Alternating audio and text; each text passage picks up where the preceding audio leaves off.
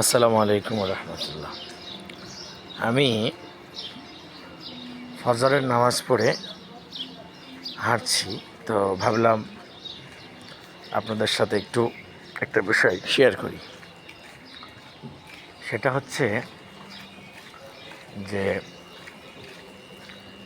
এই যে আমরা যারা ফজরের নামাজ পড়ি না, ঘুমাইয়া থাকি, সকাল 8টা 9টা 10টায় উঠি,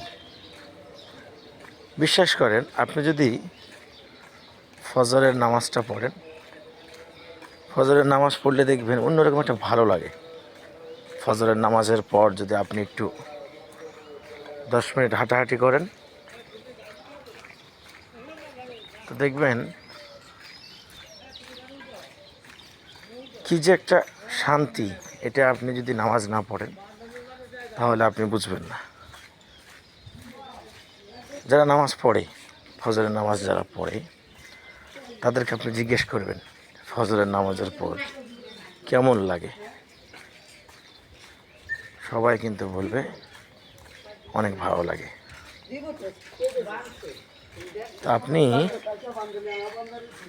নিজেও যদি নামাজের পর একটু হাঁটতে বের হন, সকালের ওয়েদারটা একটু দেখেন, দেখবেন অনেক ভালো লাগে।